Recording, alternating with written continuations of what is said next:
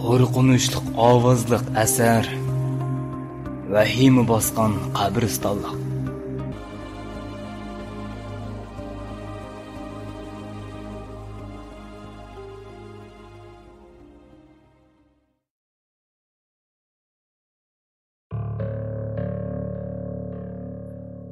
Bayamning yaqin gap qistirmay turgan Ahmad. Ansa tezroq mayli, yo'l boshlig'ida deb sad kalchib ijarash boshladi. Ahmadning bu qilqini ko'rib, ichimda netchin tilib etdim va qo'dig'icha qarab, "Amsa, yo'l boshlig'in, mayli," dedim.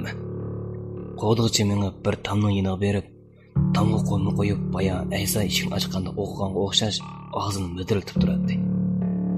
Bir kimda u tamdimi odam o'mida ma'nodek bir ishga ichildi.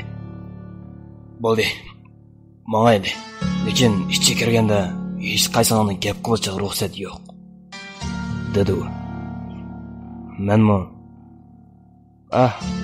Albatta, deb qo'yib darhol Ahmad qaradi. Ahmad mening o'ziga qarab turganligimni ko'rib, "Menga nimaga qaraysa?" deb chekchaydi. "Anlag'ansa, ishga kirib gap qilish bo'lmaydi ekan. Bo'libmi sen? Bu qidim ovoz chiqarmagan bo'lamdi. Qanday ish bo'lsa, gap qilmagan. Boshqalar ham shundoq, lekin sen Ahmad, bakrak diqqat qil. Tushundingmi?" Ahmad men qarab, "Voy, ma'qul. Mo'shtabda usab og'izlarim etilib ketaylar deb qolgan tursa, gap qilish xo'shaqami?" deb qo'ydi. Amsa mayli birodarlar," dedi. Ang oldida qo'dig'ichi, ondan olim Ahmad, men. Ang oxirida Aysa men o'tadi. Ishida o'rtirib mang'il bo'lmaydi ekan. Hammaylar o'mlab ketib boradi. Qo'dig'ichi hammamizning oldida o'mlab ketyapti. Biz uningga aysh o'mlashga boshladik. Men yenimdan yana film chiqarib, chiroqni yondirdim. Bu bir kichik lahat yo'li bo'lib, nihoyat qo'pol qo'llangan edi. Qarmoqqa faqat o'mlab mengishqila qo'llangandek qiladi. Shu xiyollarni qilib men vassam qo'dig'ichi. "Qo'lingdagi nima? Tez o'chirvat." Buma? Buni bizning dunyomizni yong'inda botaydi. Nihoyat qulaylik. Yiroq yerdagi odamlar bilan uyda o'tirib paranglashqa bo'ladi. Allohga uskinisi bor, dedi. "Mayli, men bo'ldim tez o'chirvat. Ishit arvohning odamlari cho'qim ustida bo'lishi mumkin. Ular sezib qolmasa, bo'ldi, gap qilmaymanlar," dedi. Men uning gapini anglab, yonfining chirqini o'chirvatdim. Ko'nglimda bu yerda qancha uzun o'mlab ma'amiz, deb o'ylab o'tirdim. Shundoq ketib borsam, Ahmadning qattiq voqirgan ovozi meni cho'chitdi.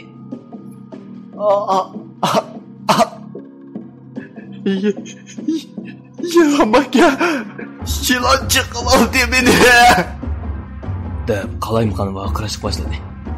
"Olim, ona og'zini to'sib ol," dedi. Men bo'lsam, oldimdagi Ahmadning putidan tortib olib, tez surat uning ustiga chiqib oldim. "Onamni varimni bo'lgan, nima satib voqiraysan? Ishni olasan," degach urib o'tdim. Keynimdan Aysa men tortib, "Bo'ldi qil, tez mayli adash.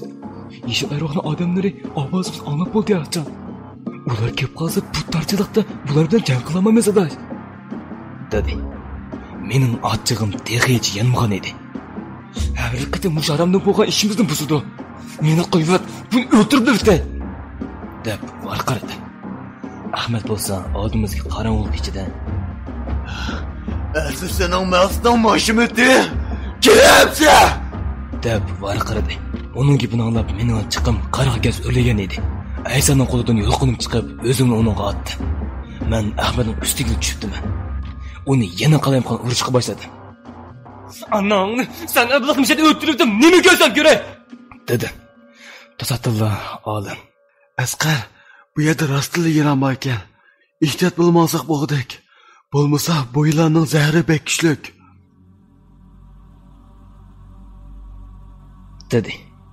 Men olimning so'zini anglab, Ahmadning ustidan asta kendimga o'mlab tushdim. Dal shu chog'da qo'lg'ichi, "Ular keldi, tez bo'linglar," dedi. Aysan, kim geldi, kim o? Dedi. Yeşil arvalar geldi, kesme olayını. Dedi. Bu gapni anlab, oldinga qarab, o'mlab minib Ahmetga ustib oldi. Tezma Ahmet, dedi. Anani, sen ablaq ben qattiq uramatdi. Mağamıqdekmi?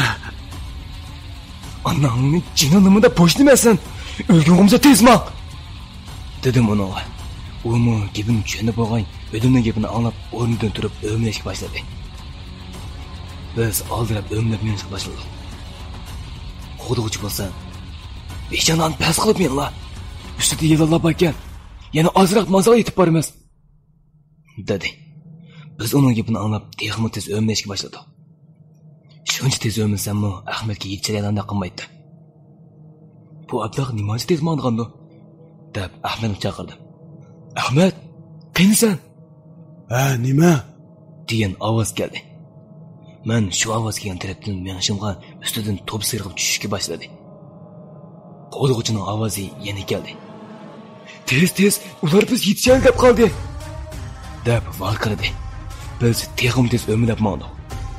Oldimizda bir chaqiradim bor. Diqqat qilinglar. Chaqiribni tushimiz. Hozirda ko'l bor. Ansirmay sakraveringlar. dedi. Degandek oldimizda so'ning chaqirgan ovoz anglandi. Ahmet so'ning ovozini anglab, yana sarani ochib baqirish boshladi. Su baka! deb baqiraverdi. Aysamu kendimden. Adaş, tez bul. Ulan yetişiyorlar gap kaldı. Tez bul ya.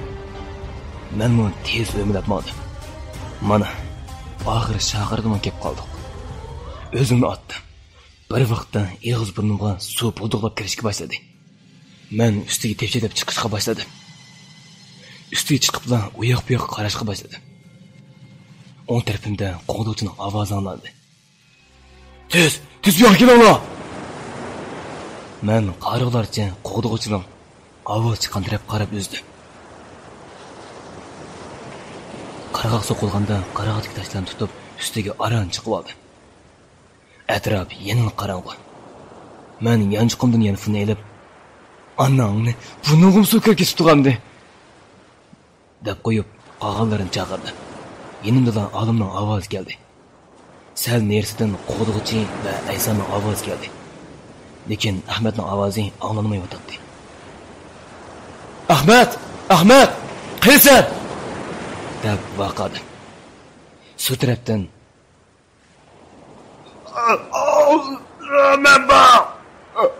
Men bu yerda deb Ahmetning bo'g'iq ovozi keldi. Tez bo'l, bu yoqqa dedim. Qo'limda maqdur yo'q. O'zimmidim, dedi Ahmet. Aysa bilan qo'dg'uchi yenimga kelib, "Men uni tortib chiqay" dedi. "Ha? Tez bo'lamsan, uni qutqizsa qolmaydi" dedim. Qo'dg'uchi o'xshamaydigan bir xil ovoz chiqarib qo'ydi va so'g'ib sakragan ovoz keldi. Shu on g'uva yurug'liq ko'z oldimizga kelishga boshladi. Men keynimga qarasam, keyin tarafdan o't yolqini ko'rinishga boshladi. So'g'ib qarasam, qo'dg'uchi Ahmetni olib tortib akib bo'ldi. Biz Ahmetni tortib oldik va Ahmetni yerga yotqizib, uning maydasini besishga boshladik. "Anangni sen abduq o'lsan olmaydi. Sen o'lsan da anangni kim qo'yadi? Agar sen o'lsan, seni hargiz kechirmayman" deb varqirdi. Birdamdan keyin Ahmet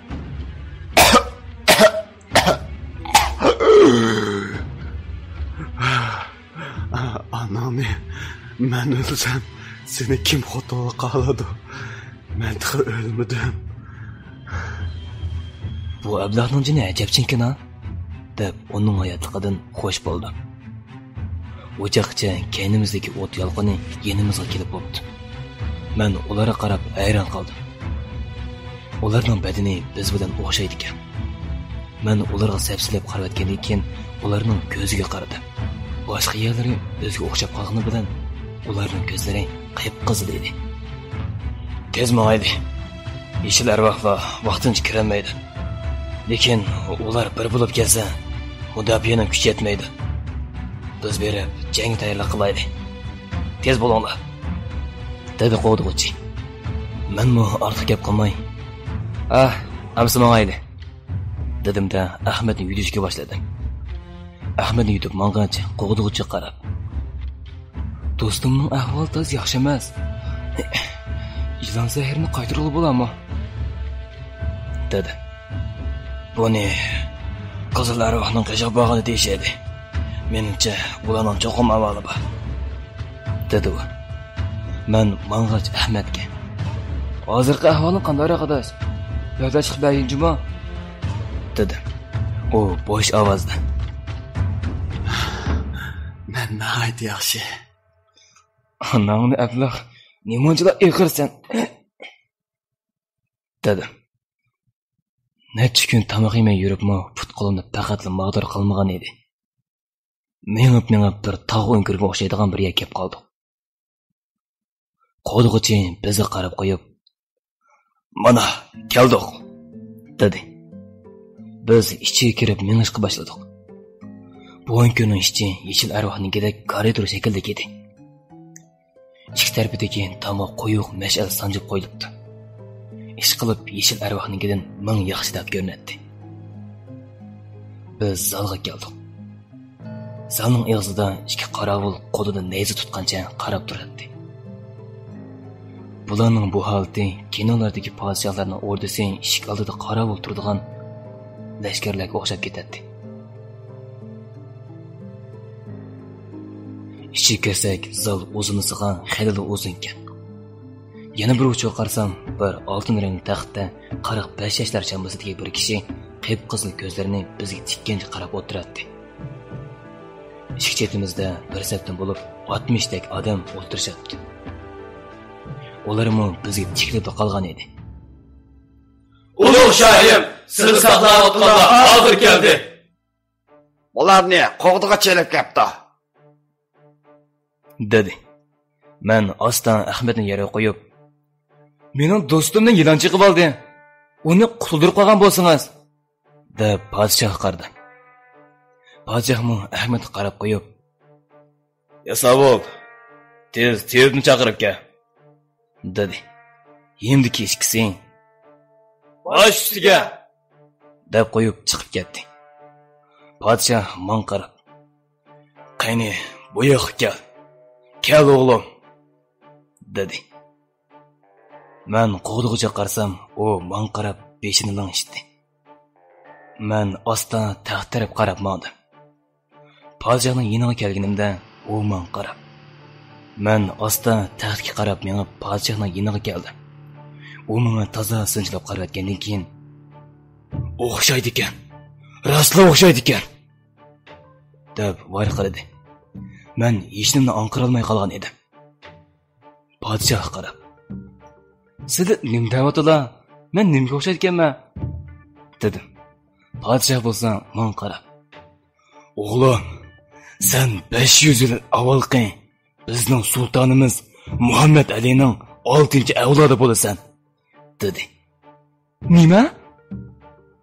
dedim men. "Sizlar xato tunib qoldingizmi? Qanday? Men degan ustiyizda o'tiradigan bir kambag'al oilaning yolg'iz o'g'li," dedim men. Aysobidan olim og'zini ichib qolgan edi. Bu chog'da biz kirgan eg'izdan heliq ichki yasovul birini boshlab kirdi. U kelibla Ahmedning qishig'i berib, Ahmedning yonini turdi va uning to'mirini tutishga boshladi. Ahvoli yaxshi emas ekan. Darhol qutqizayli, dedi va Ahmedning belgidagi yara eg'izini kuchab sho'rashga boshladi.